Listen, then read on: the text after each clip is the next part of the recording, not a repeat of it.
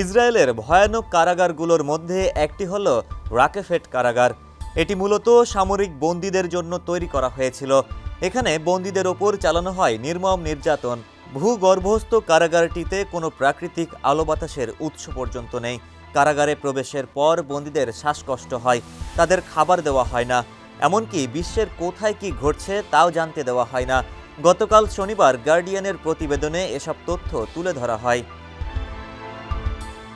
রাকেফেটে বর্তমানে ১০০ জনের মতো বন্দী রয়েছে, তবে এখন এতে বেসামরিক বন্দীও রয়েছে বলে জানতে পেরেছেন ইসরায়েলের public committee against torture in এর আইনজীবীরা।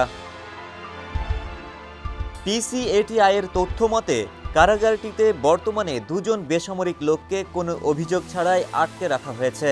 পিসিএটিআই এর আইনজীবীরা তাদের সঙ্গে কথা বলতে পেরেছেন।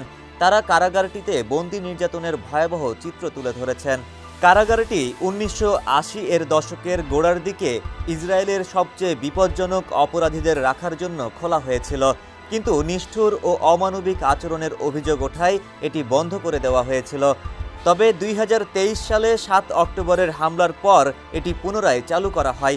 গত সেপ্টেম্বরে পিসিএটিআই এর আইনজীবীরা কারাগারটির ওই ২ বেসামরিক বন্দীর সঙ্গে দেখা করতে সক্ষম হন। এই গ্রীষ্মে পিসিএটিআই আইনজীবীদের ভূগর্ভস্থ কারাগারটিতে আটক ওই ২ ব্যক্তির প্রতিনিধিত্ব করতে বলা হয়েছিল।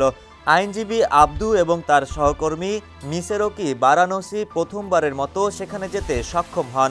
পিসিএটিআই এর নির্বাহী পরিচালক টাল স্টেইনার বলেন, কারাগারটিতে বন্দীকে মাসের পর মাস ধরে দিনের আলো ছাড়াই মাটির নিচে আটকে রাখা হয়, যা বন্দীর মানসিক স্বাস্থ্যের ওপর প্রচণ্ড প্রভাব ফেলে।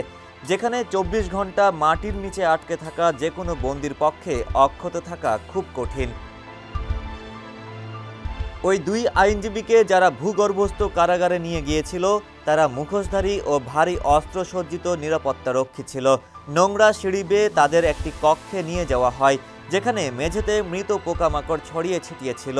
টয়লেট এতটাই নোংরা ছিল, কার্যত তা ব্যবহারের অযোগ্য ছিল।